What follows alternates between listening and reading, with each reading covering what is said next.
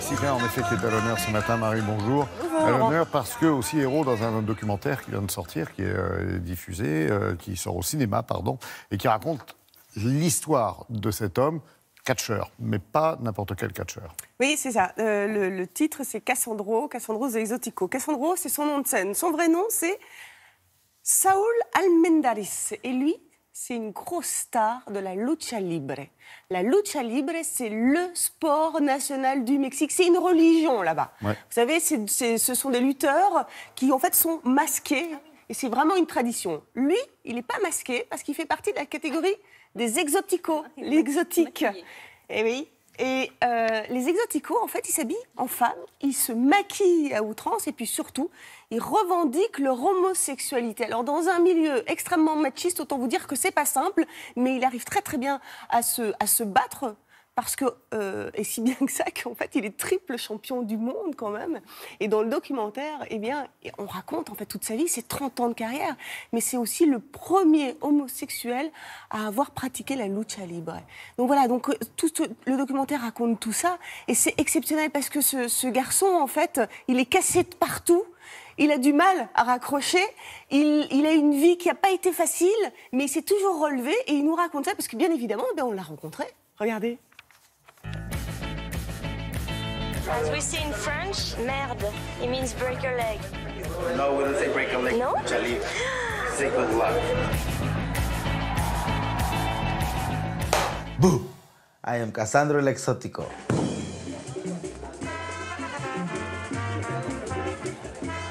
Le catch mexicain a beaucoup de diversité.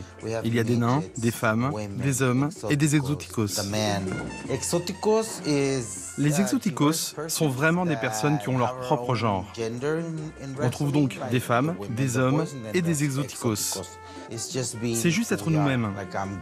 Moi, par exemple, je suis gay, j'utilise des paillettes, des boas, des plumes, et j'aime toutes ces choses.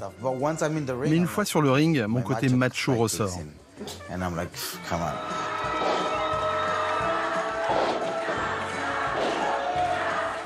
À 16 ans, j'ai commencé à m'entraîner. J'étais fan. Je connaissais déjà la plupart des catcheurs. Pour mon premier combat, je portais un masque. On m'appelait Mister Romano. J'ai détesté ça. On me disait que je devais utiliser le masque. Je répondais non, je veux pas de masque. Je suis flamboyant, glamour. Alors on m'a dit, ok, tu seras exotico. J'ai dit d'accord. Depuis, ma vie a changé.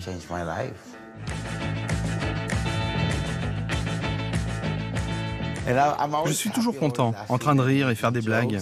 Mais en fait, on vient me parler de choses sérieuses, seul à seul. Comment faire avec des parents homophobes, ou comment s'y prendre quand on a une fille ou un garçon homosexuel. J'aime parler aux gens, spécialement aux homophobes, parce que je ne sais pas pourquoi ils ne m'aiment pas. Je ne leur ai rien fait, donc je préfère les tuer avec de l'amour, les aimer à distance. Mais je leur fais bien sentir qu'ils ne peuvent pas me parler d'une certaine manière. Et là, ils sont surpris. J'ai appris à me défendre il y a bien longtemps. Parce que lorsque j'étais enfant, j'ai été frappé très souvent.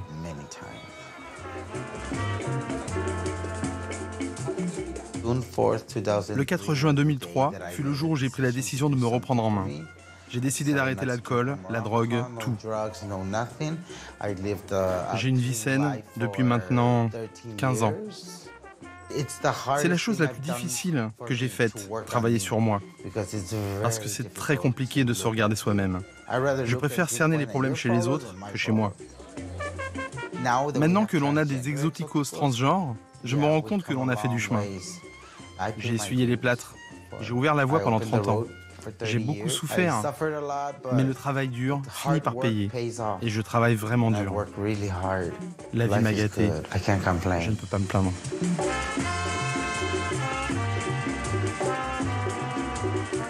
Quel courage. Quand vous dites qu'il a rebondi à chaque fois, c'est vrai, on le voit sauter de très haut d'ailleurs.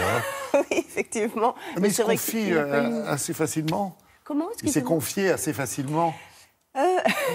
Oui, il s'est confié assez facilement. Plus fort. Oui, comment?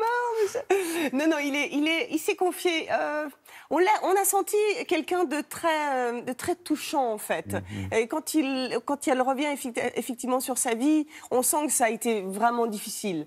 Joli travail, donc, ce documentaire de Marie Lauzier. Exactement, une réalisatrice française. Son documentaire est très très bien fait. Elle a vraiment réussi à faire justement le portrait de ce super héros, on peut dire ça, qui est justement très touchant. Et elle a réussi à faire passer ça. Ce documentaire, il s'est vraiment confié à elle, parce qu'elle le suit partout. Elle l'a suivi quand même pendant 4 ans, mais partout, hein, sa chambre, sa salle de bain, les coulisses. Donc c'est un très, très beau documentaire, en tout cas très fort, parce qu'il faut juste ne pas oublier qu'il fait aussi passer un message et il défend la cause homosexuelle aujourd'hui. Il les aide, donc ça, c'est important aussi de le rappeler. Voilà. Merci beaucoup. Merci Marie, merci Karine.